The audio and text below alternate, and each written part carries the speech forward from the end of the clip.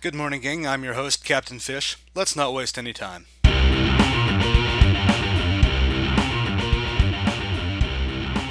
It's a whopping 54 degrees outside right now. The wind is blowing in the middle of tornado season with a warm front that's just moved in. The rain came down really hard last night. Everything is still wet. And we're here to talk about free speech. Isn't life grand? I think so. So, if you've seen the title of this video, you're probably thinking, Fish, Captain, oh Captain, what's gotten into you? What's wrong with you? We talk with you, we know you like speaking, we know you like the First Amendment, we know that that's something that you're really big into. And yes, you're right, it is something I'm big into. I've not entitled this that that free speech and the First Amendment need to be changed and abolished because it's what I believe, but because that's something that was brought up to me not so long ago. About 3 weeks ago, I'm on campus and we have a Turning Point USA group on campus that I'm technically a member of. One of my friends is the person who's running it, and he's like, "Hey, Fish, can you be our treasurer or something? Because we need more people." And I'm like, you know what? If I don't have to do anything, sure, write me down. I've got 18 hours of classes. Just go ahead and write me down, but don't make me do anything. And he's like, okay, yeah, great, great, great, I can do that.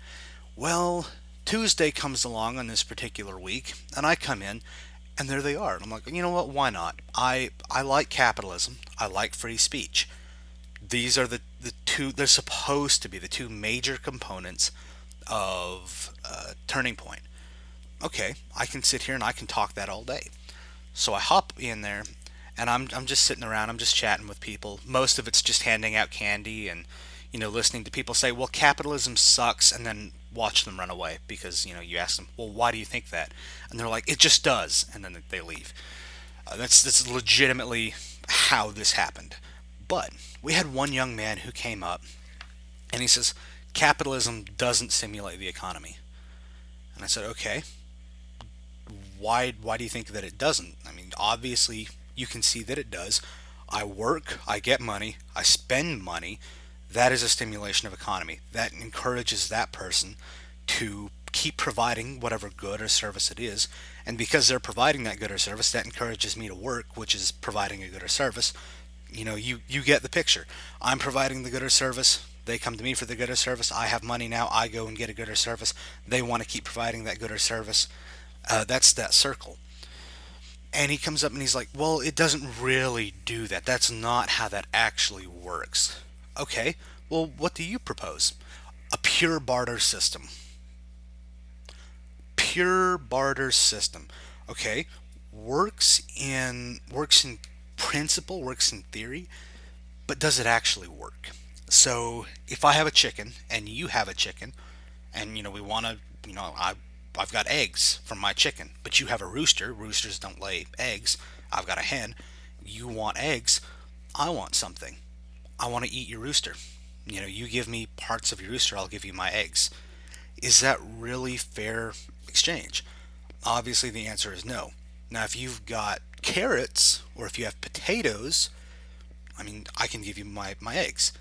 But is that fair equivalency? No. I just raised a chicken. You have to go out and work for the carrots and for the potatoes. When you start looking into that in a more logical sense, on an extremely small scale, on a scale smaller even than socialism, yes, that can work. But it is an extremely small scale. And now, of course, if you're talking about prostitution, yeah, sure, I'll give you my eggs, and there's prostitution involved. One of the oldest professions that's there. Of course, the argument is, well, if you're paying the prostitute, what are you paying the prostitute with? Now, if we go into socialism, something that Turning Point claims to be against. Now, I guess I have to go ahead and say this. I'm not exactly against socialism. I'm against socialism for the United States. The reason being, the United States is 350 million people. I'm going to say that again, just like Donald Trump. Million. 350 million. Okay? Million. That's with an M, with a capital Mike. Million. So we're looking at 350 million. If you have a country of like 10 million, Sure. I mean, socialism might be able to work. If you've got like 50 million, it might be able to work. But 350 million? No, it's not going to work. And we have evidence of that. We have Russia, we have Cuba, we have Venezuela. But I digress. That's not the point of this video. As we're talking, I said, okay, if you want to talk politics with this young man who'd come up, I said, if you want to talk the economics, not the politics, if you want to talk the economics, you need to go to the man who's standing next to me. His thing is economics. My thing is speech. That is what I am hardcore, will fight to the death to defend, as the saying goes. And he says, "Well, I don't think we need free speech because we have hate speech in America." No, we actually don't. Legally, we don't. Do people say hateful things? Absolutely. People say stupid things, people say hateful things, people say hurtful things, people even say dangerous things. I will go as far to say that people do, in fact, say dangerous things. But that does not mean that we need to just ban speech. And there's a reason for this. And this is something that I wanted to pose to this young man, but with certain people, you cannot get a word in edgewise. And what I proposed was this, was that, okay, if we, and follow me here, if I give you hate speech laws, if I tell you you are not allowed to say X, Y, or Z because this group of people will find it offensive. Say half the population finds it offensive. The other half doesn't find it offensive or sees no problem with it. Okay, at what point then do I say, or do you stop me from saying you also can't say the rest of the alphabet? You also can't say A through whatever comes before X. My brain is broke this morning. At what point do we stop there? At what point do you say, okay, you've given me hate speech laws, but I'm not going to allow you to restrict this, or to restrict where I say on this? Now, obviously, there is the statement of, well, you can't yell fire in a crowded theater. That is a little misleading. If there is no fire, then you cannot yell fire if if the theater is crowded.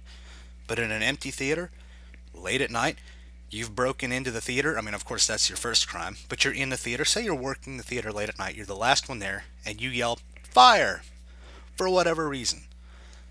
That is, in theory, according to the idea of you can't yell fire in a crowded theater, perfectly legal.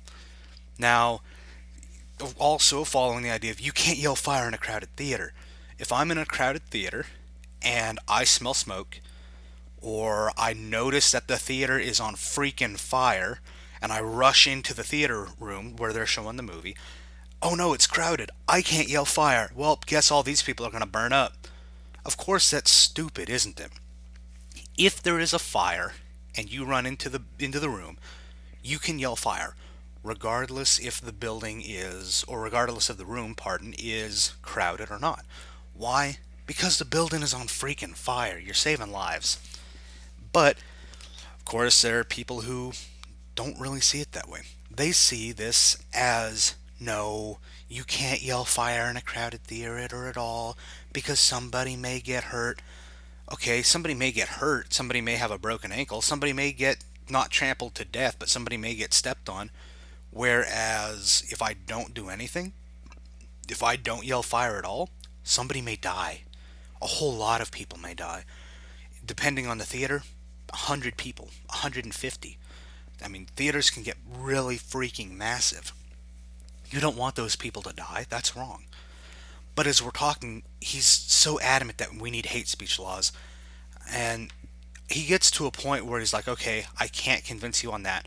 The reason that we need to change the First Amendment, which states, I have it right here, states, Congress shall make no law respecting an establishment of religion, or comma, or prohibiting free exercise thereof, comma, or abridging the freedom of speech, comma, or of the press, semicolon, or the right of the people peaceably to assemble, comma, and to petition the government for a redress of grievances.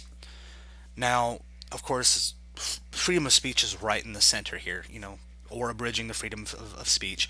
Abridging meaning to shorten it, to cut it up, to make it less than what it currently is, comma, or of the press. And then, of course, there's a semicolon, new clause.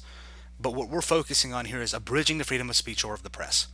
So you cannot just take the freedom of speech, chop it up however you like it all willy-nilly, and say, okay, here you go, this is your new freedom of speech. With hate laws, you can't say this or that. According to the U.S. Constitution, you cannot do that. And his response, after, of course, we've talked about this and we've said, he's realized that he's not going to change my opinion on this. He's like, well, the First Amendment needs to be changed because within like the first week of the Constitution being created, we had 10 amendments, and then after that, we've only had like 19. Ergo, because we've had like a 300 years, it's been like 300 years, I think. We've had like a 200, 300 year span and only 19 amendments in comparison to the first 10 in that week. We need more. Well, do we need more? Do we actually need more amendments? Because let me pose this to you. The ballpoint pen has come a long way. It has.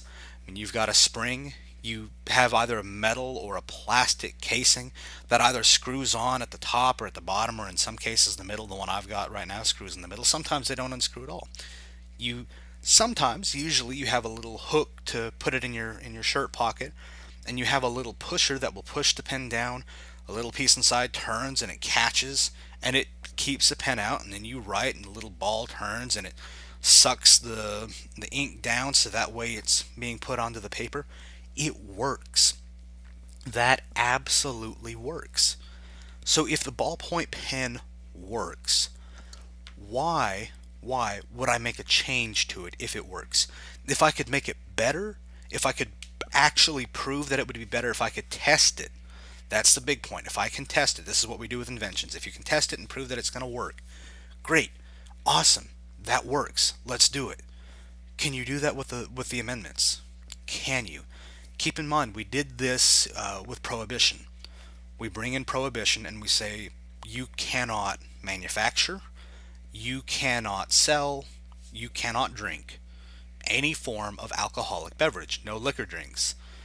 Okay, so if I can't do any of that, I mean, obviously I'm just going to do it anyway and not tell the government about it. I'm not going to tell anyone about it. And then, of course, the government realizes, okay, well, we can't really do anything about this. Let's just tax it instead. And, of course, they repeal prohibition. This is the argument that is brought up with abortions. If you make abortions illegal, people are just going to get them illegally and dangerously from the black market. Okay? What do you think people are going to do with speech? If you bring in the thought police, and of course the people who make the argument that we need free speech laws are saying, no, it's not thought police, we just want, and of course you've heard this before, common sense laws. What you're doing is you're saying, okay, we want you to follow these laws, but we have no real way of enforcing them. There is no legitimate way of enforcing them. Unless, of course, you're on YouTube, for example. Like if I upload this video and somewhere throughout this video I throw in a racial slur and somebody flags that and YouTube says, okay, here's a racial slur. We do not allow that because of our terms of conditions, which, I mean, it'd be nice if I could figure out how to report live streams, because we see a lot of racial slurs throughout there, Shanny for Christ, but I digress. If you do that with the general public, if you say you can't say this in your own the privacy of your own home, if we say you cannot say anything, and I realize how this sounds now. I'm not advocating for racism. I'm not advocating for any of that. What I'm saying is that freedom of speech, I mean, you should be able to have that. Should you have the right to say racial slurs? I mean, yes. Why? Because you're going to have consequences that come with them. You are going to have repercussions that come from the people around you who are going to call you out on the crap that you're doing, and they're going to say, look, you've just done this, that's wrong. But I digress. If we amend that First Amendment, the Second Amendment does kind of hold up the First Amendment. If you tell people, okay, you're no longer allowed to say these things, Okay, if you make it a law, not just an unspoken law, if you make it a written law, I think the Second Amendment is going to come in place. Now, moving on past, the idea of like the Second Amendment, if we just focus on the First Amendment, when Alex Jones was removed from YouTube, removed from Twitter, he even had some stuff up on YouPorn.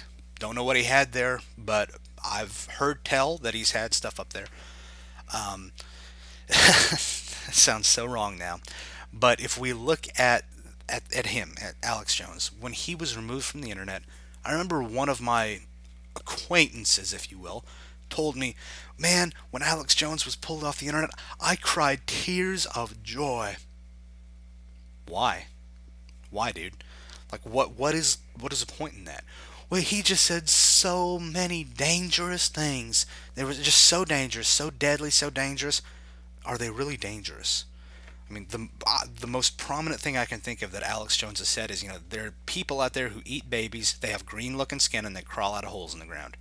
Okay, so can we identify? Keep this in mind. Can we identify anyone who has green looking skin? We can identify people who have yellow skin. They're people with jaundice. Can we identify people who have green skin and crawl out of holes in the ground? I mean, sure, to an extent. I mean, you have Green Berets who are out fighting for our country, God bless them, and they paint their faces up in green camo so that way they can't be seen as easily. Other than that, no. I mean, you really can't. And even then, Green Berets don't paint all of their bodies. And they certainly don't eat babies. I mean, the holes out of the ground that they crawl in are foxholes. They're not legitimate portals to hell, as Alex Jones was mentioning.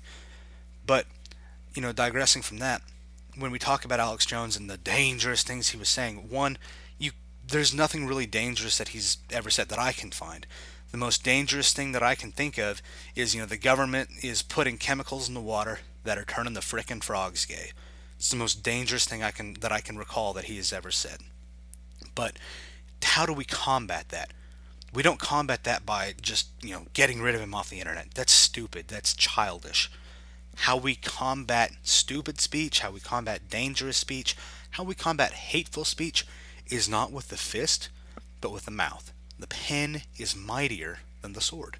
So if we talk to this man, or if we put out our own video and say, here's why Alex Jones is wrong, here's why Alex Jones is a moron, here is why, here is the facts. If we go in just with emotion, okay? If we go into this whole thing and we're like, oh man, I can't believe Alex Jones said that. Cancel, cancel, cancel. Of course we're going to look like a bunch of idiots. We're going to look like children. We're going to look stupid. But if we go in and we're like, okay, Alex Jones, this is why you're wrong, because one, we have no documentation of this, so there's no way to prove it. You're not necessarily wrong. You're just spouting off conspiracy. Two, we have this or we have this evidence, then okay, there's that. And the same goes for anyone. The same goes for absolutely anyone. Joe Biden, not so long ago, was confronted by I want to say in Illinois, Chicago. I don't know where cars are made. I don't worry about that kind of stuff. I really don't, because I'm a consumer. I don't worry about that. But he's confronted by a factory worker, and this factory worker says, you want to take away our guns. You said that. It is in a viral video. And Biden says, no, I never said that. You're a liar. You're full of you're full of dookie. I never said that. And it's a viral video, like those fake viral videos that are going around. Well, if you consider the videos of the Democratic debates to be fake, if you consider videos that have been put out by the lamestream media to be fake, then yeah, sure. All of that is fake. Absolutely, 100%. But we know that that's not. We know that that's crap. We know that that's completely stupid. Now, when it comes to him speaking on that, does he have every right to say those things? Yes. Does he have a right to enact removing your firearms as president? No, because we have the Second Amendment. And do we have the right not to vote for him? Absolutely. Absolutely. Because if we did not have the right to vote for him, the same goes with Kamala Harris, Elizabeth Warren, people who dropped out and then said the reason that we have dropped out is because we weren't voted for, and that's because of sexism. Well, you were. I mean, that's all in the primaries. So we have the right not to vote for them. That is a right that we have. But if we look at this whole thing and say, okay, and Noob the cat, a good friend of mine, has a great video on this. If we look at this whole thing and say, you're sexist because you exercised this right, you're hateful because you exercised this right, you're all of these phobics because you exercised either your right to not vote or to vote, or you exercised, I mean, that's not really a right, it's a duty, but you exercised, like, say, your right to speech, then you're hateful, you're this, you're that, you're whatever. As Noob the cat says, and I'm gonna steal part of his thunder here. In 2018, I think 2018, 2017, 2018, we used the word sociopath. There was a point when we used the word sociopath. Now we use the word narcissist, and of course we get into like, oh, well, you're a chauvinist, you're this, you're that, you're everything. You're a nationalist. What is a nationalist? A nationalist can be a bad thing. Can be. Not is, but can be a bad thing.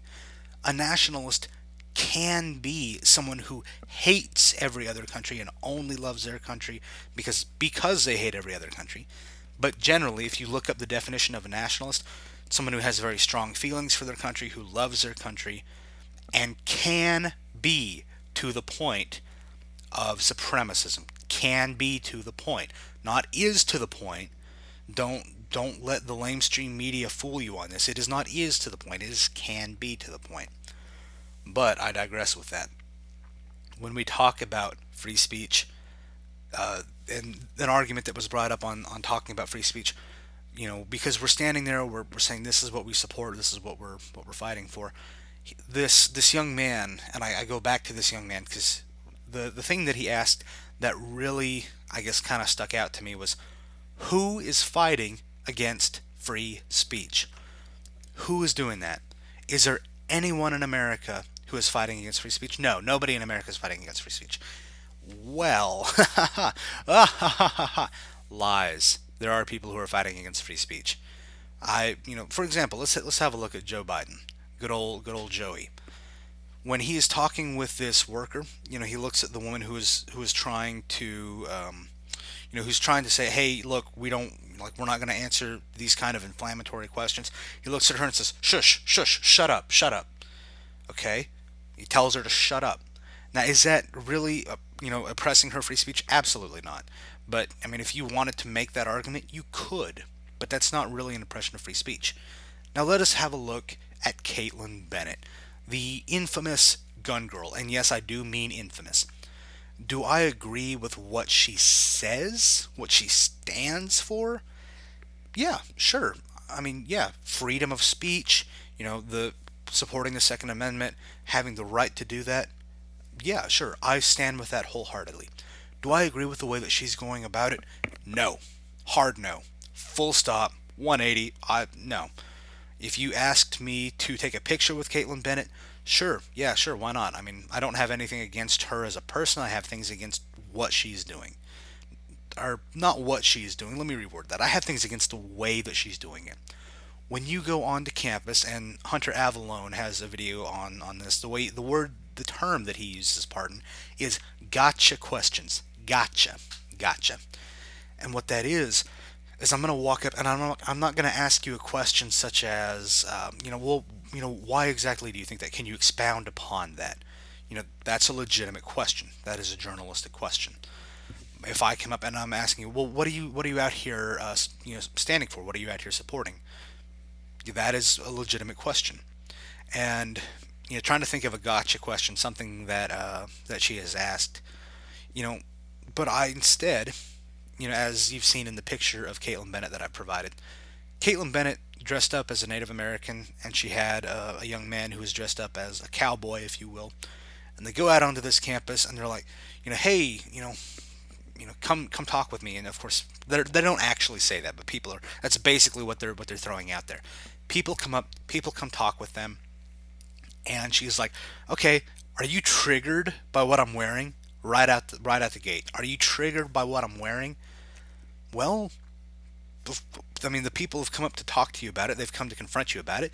Chances are that yes, they are a little bit triggered, if you will, by what it is that you're wearing. That chances are yes. And she's like, well, if you're triggered, then you should do this. And why are you triggered? Why are you triggered, huh? That's a gotcha kind of attitude. Is like, I'm gonna come out here, and basically non-verbally invite you to come up and debate me, and then get upset and be like, oh, are you triggered? Oh, you triggered? And make fun of you whenever you come up to do so, and that's stupid. Likewise, we have a look at the people who were pushing against her. I don't remember where she was when this was going on, but they're pushing against her, and I say they're pushing against her. I think they just pushed her a little bit, and she's like, "Don't touch me." And she turns around. The woman turns around to look at Caitlyn, and Miss Bennett says, "You know I carry, right?" Think about that. Someone just turns it around, and your immediate response is, "You know I carry, right? You know I'm armed, right? You know that." It's like, hold up. If that's your go-to, you shouldn't be carrying. You may be carrying, but you shouldn't be.